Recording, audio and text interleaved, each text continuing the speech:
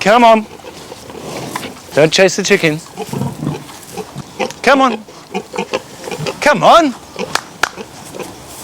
Come on. Now, don't worry. This is not a programme about keeping pigs. It is Gardener's World. You're at the right place and the right time. These were given to me by my son for a birthday present a month or so ago, and the idea being that they would eat the windfalls in the orchard. Well, so far, they've just ripped the orchard to shreds. But they've given us a lot of pleasure. Now, I love the way that this time of year is just filled with rich and sumptuous colour. And in tonight's programme, I shall actually be trying to carry that floral baton on by planting bulbs for colour both this autumn and next spring. Carol is out and about, in search of a garden which promises ideas for all year-round interest. Oh, the tinkling of water and the singing of birds, and isn't it beautiful? And Joe discovers a child-friendly garden that mixes traditional planting with innovative design. The next room couldn't be more different. It's about contrast, it's about texture, but above all, it's about colour.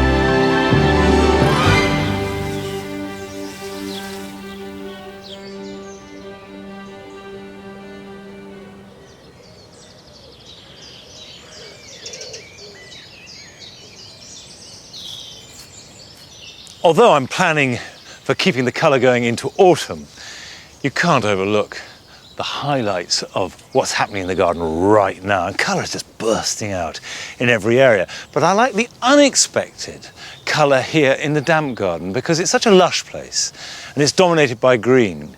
And you know, even though it's been doing this for years and years now, I forget every year how much colour there is in August.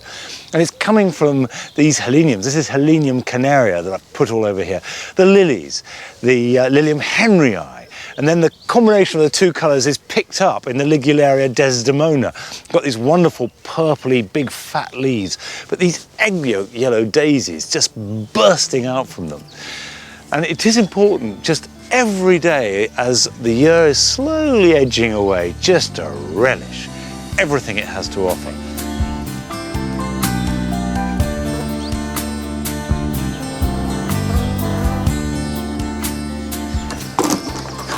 Now, the bulb planting season is almost on us, although to be truthful, I tend not to plant spring bulbs till September because somehow it feels like it's encroaching into summer too much. However, autumn flowering bulbs should be got in the ground as soon as possible. And to have bulbs that look spring-like flowering in September and October adds a real seasonal touch. And autumn flowering crocus and colchicums are the two best known. I've got colchicums here, two types. I've got Colchicum autumnale, which is a corm, grows really well in grass. Put it in the ground now and that will produce flowers in about September, October. And I've also got Colchicum speciosum album. Both of them white, both of them really good flowers. And the cycle is that you plant now in August, they will produce flowers September or October, but no leaves. The flowers will then die back and the leaves will appear in spring. They will appear, grow large, feed the corm, and then totally vanish by midsummer. And then the flowers will come through in autumn, and so the cycle goes. And the flowers last for about 2 or 3 weeks if the weather is good, and the plant will last for years and years. So what I put in now is an investment. Now, this is a little bit of an experiment, but I'm going to plant a row of speciosum along here, just under the lee of the hedge, because so often with a hedge, you have a very dry area, and I think the colchicums flowering under here would look great, the white flowers against the rich green of the yew.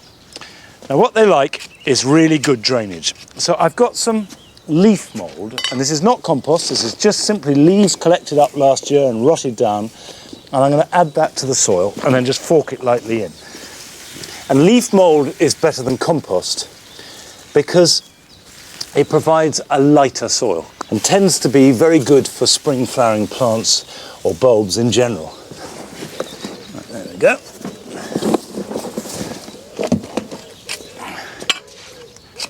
Well, you can hear that that's very stony. Obviously the roots of the yew are in there, which for most plants would be bad news, but actually in this wet garden I think is a good thing, because it means that the corms will be nice and dry, and that is important. They do not like sitting in damp, wet soil. Okay, let's get them in the ground. As far as spacing, the leaves grow quite big, so they want to be at least 6 inches apart. Now, I'm trying to plant these as close to the edge as possible, partly so they're away from the hedge, and also so that they will get reflected heat from the stone, and they can just spill over if they fall, and that should look nice, I think. Put that down in there. Right, all I have to do is just cover those over, and as I say, I'm going to bank that up. I'm going to build up the soil with leaf mould, and then that's it. Nothing more to do at all except for wait for them to flower and admire them when they do. Right, let's cover those over.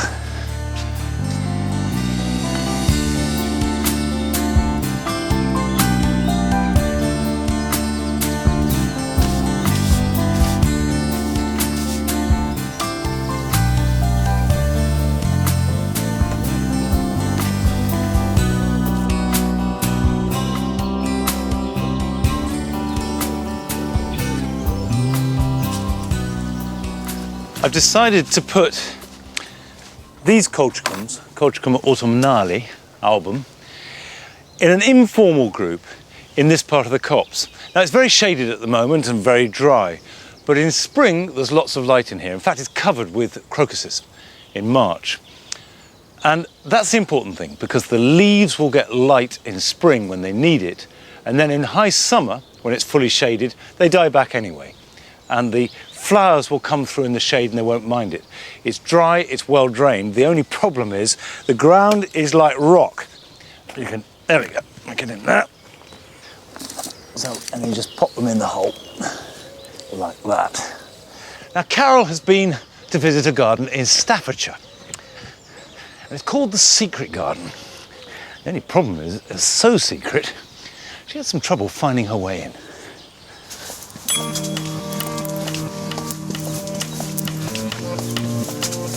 It's a very well kept secret. Seem to have been walking for ages and ages and still no sign of the garden. These must be the privies.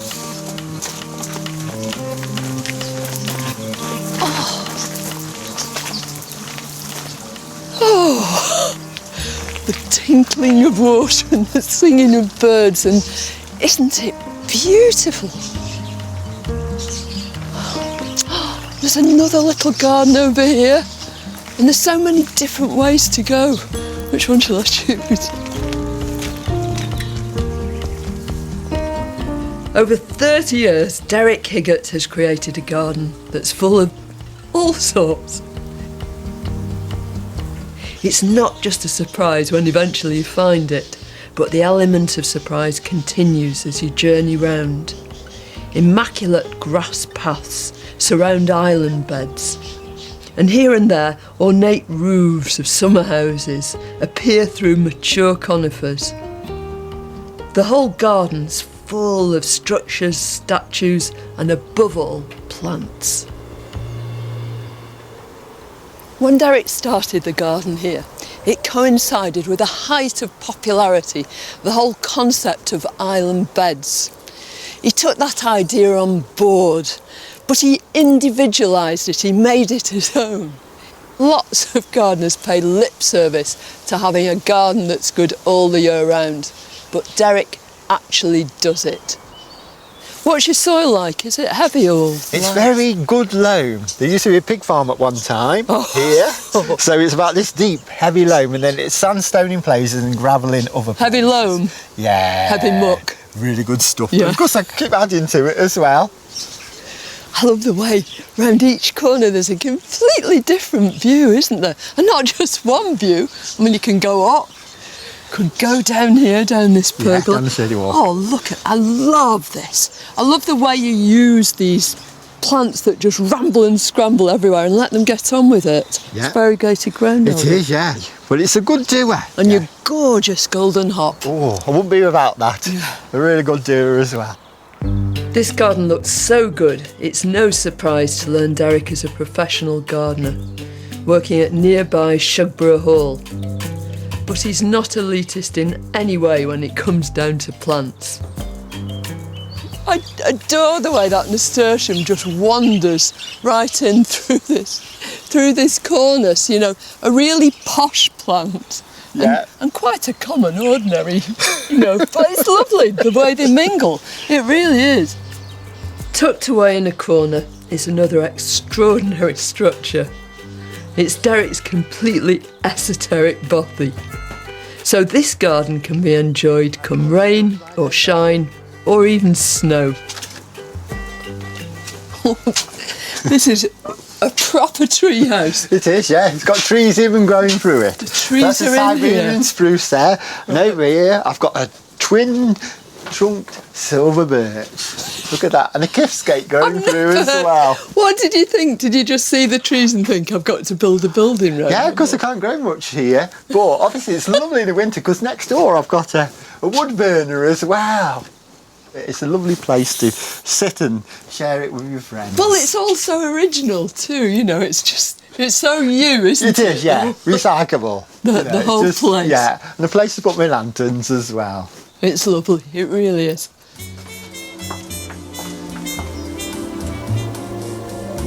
The planting means that there's plenty to enjoy, even in the depths of winter. Conifers are a vital element.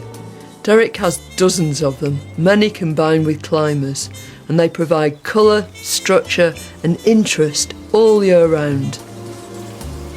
The colours and forms and textures of them are so different. I like this though, it's got this nice sort of lumpy quality. Well, it was getting too lumpy. And after seeing you on television, cloud pruning your box, I come out with the torch at 10 and I looked at it and I thought, shall I get the candles and do it now? But I waited till daylight. Conifers really come into their own during the winter though, don't they? Oh, they do. They've got such structure and they're also different too. Oh yeah, different shapes, different size. Like you've got the horizontal and then that vertical there. Look at that, reaching for the sky. It's beautiful, but they're not very fashionable, Derek, and yet you seem to be able to use them and that whole idea of island beds in a completely different, novel sort of way. Well, everything comes back in fashion, doesn't it? Sometimes, so don't throw them boots away.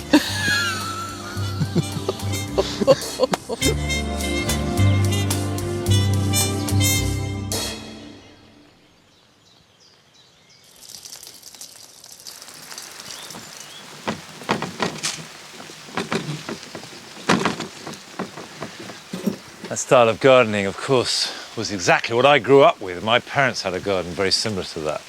And it does seem to me terribly old-fashioned, but he's right. If you wait long enough, everything comes back into fashion sooner or later. And if you want to go and see it, you can, but you need to do so by appointment, so contact him before the end of this month. But you can get all the details, as with everything else, from our website.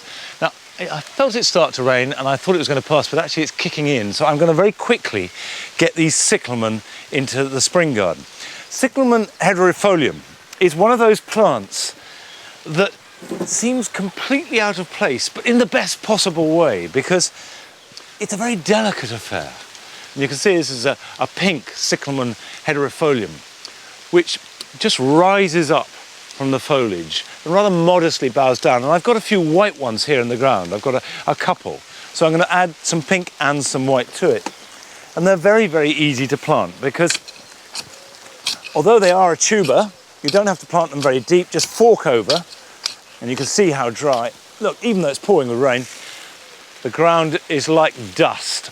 And one of the great things about cyclamen is that they're quite happy in dry shade. And it's very hard to find enough plants to fill that. So they're doing a useful job as well as exactly what I want in this garden at this time of year.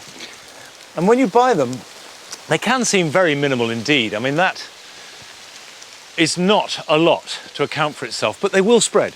And the tubers spread out and they'll spread by seed. And just pop that in the ground. And don't plant it too deep, but plant it the same depth that it is in the pot. And as they grow, the tubers will rise up a bit, so they need a regular mulch.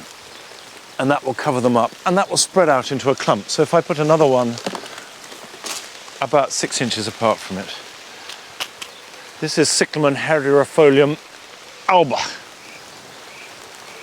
and pop that in. Just keep the label so I know it's there. Right, I've got some mulch.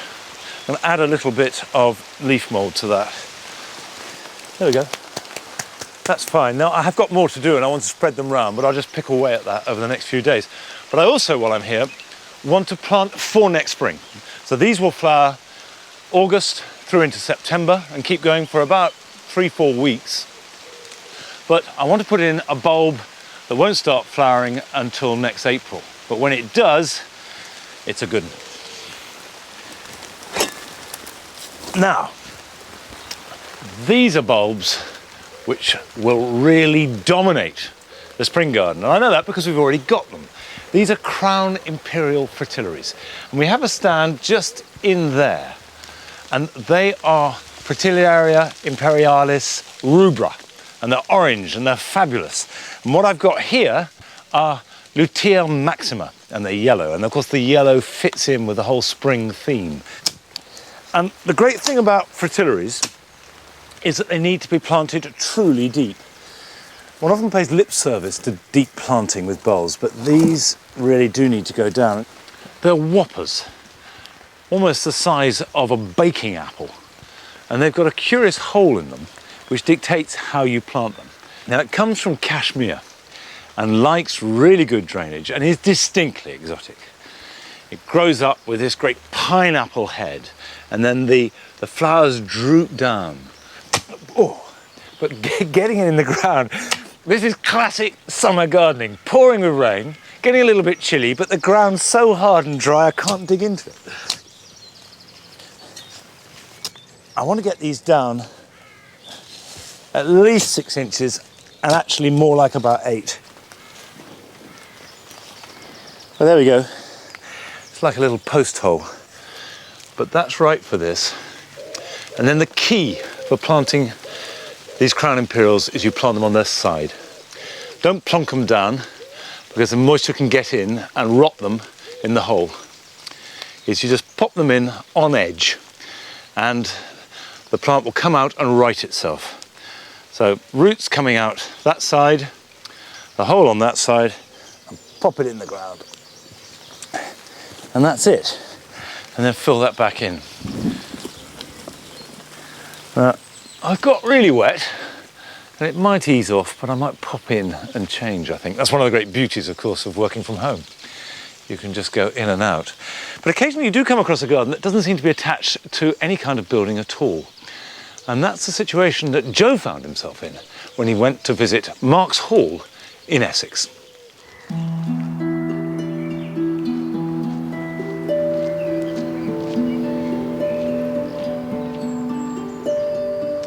This photo of Marks Hall was taken in 1898, and well, the bridge is still there, but the house up on the hill, well, that's gone. Jonathan, this place is called Marks Hall, but there's no house here whatsoever. What's the history of this place? Well, there had been a house stood here for 1,000 years, and in 1897 it was bought by a gentleman called Thomas Phillips Price, and he wanted to leave it to the Royal Botanic Gardens Kew to preserve it all. But after his death there was 60 years of neglect, and it's only recently, more recently, that it's sort of been resurrected and new life has been breathed into it so that his wishes could come true. But there's no house, the house got demolished. The house got demolished in 1951 and things changed at Royal Botanic Gardens Kew, so they didn't take Marks Hall on, so it's a private trust, and we're working hard to create a new garden here.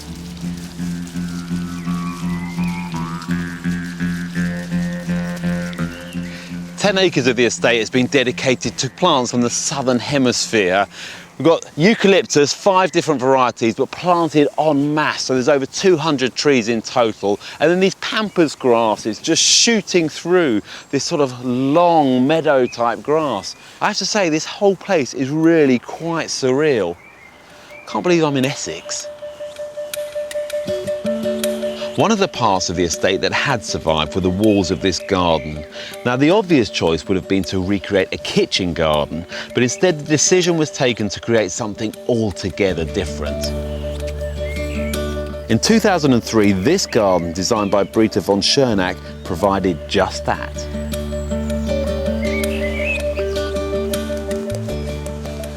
Well, I've come in through the entrance there and I'm within the walled garden, but I can't actually see what's going on because this hedge has been cleverly designed into the space, so I have to keep walking past it. And the sense of expectation really rises until I get here, and then I get that view of the whole garden, that long border all the way down, get a real sense of scale. And then there's these divisions cutting across and it draws me in. Alongside the long border is a series of 5 rooms that lead from one to the other. And the first is not what you would expect. You would expect to see something quite ornate and intricate, but in fact it's really playful. It's a nice wide open space. And I love this piece of land art. It's as if a sort of giant boots come in here, whacked into the ground and displaced this soil. And all it is turf and then this simple path that leads you round to the next room. But the path sort of bleeds out into the lawn itself.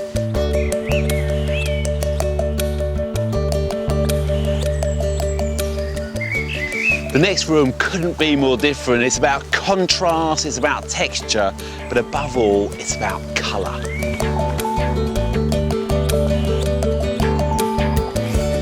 There are some really fab planting combinations, such as the red buds of the Oreganum herrenhausen against the silver foliage of the Anaphylis summer snow. And the blue agapanthus at the back add height and create a beautiful backdrop to the trio. The middle room's called the linear garden, and it's much larger than the other spaces. Everything's planted in straight lines and laid out on a grid here. It's got a very sort of European courtyard feel, plenty of space. The structure comes from the graphic box balls and the box cubes over there. It all comes together. I really like this space. Now this next one encapsulates part of the design that runs through the whole garden really, because I've got a choice of ways to go. I could go right down the middle there and have planting on either side, but just imagine for a minute you're a kid. Well, there's another route through the garden, which is encouraging kids to walk through and get onto this wall, and the wall undulates up and down and moves around the garden in a completely different route. And what I like about it is it's encouraging kids to come and play and interact with this space.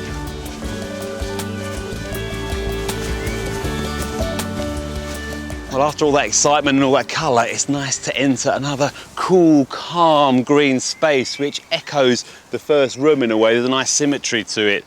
And this has got another landform, really simple shape and slate on edge in the middle. It works beautifully well. And it's funny because just as you think you're coming to the end of the journey, there's one more surprise in store.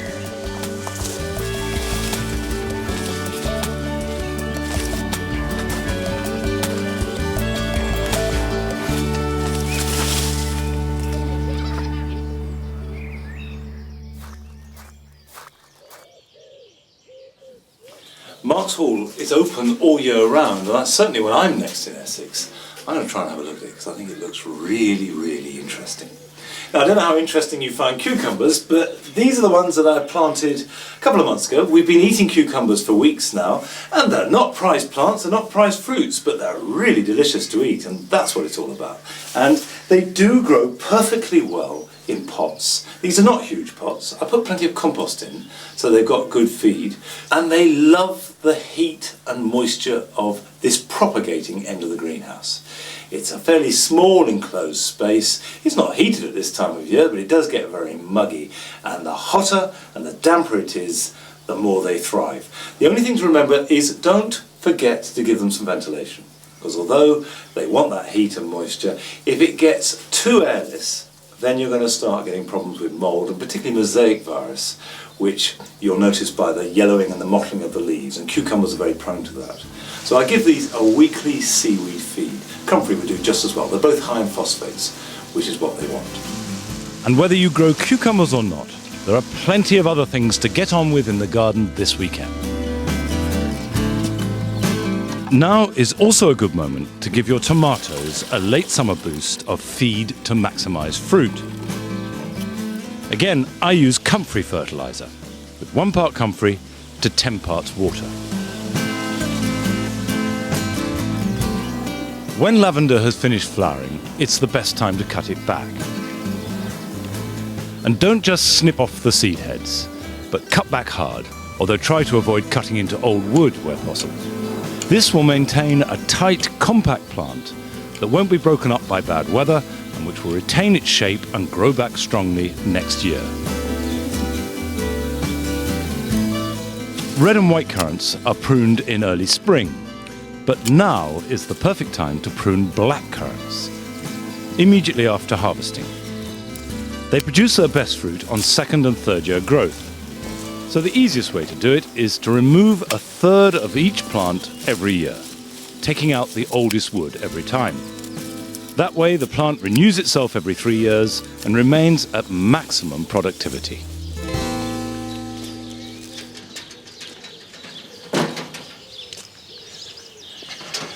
Now, here's at first what looks like a dramatic problem with my potatoes.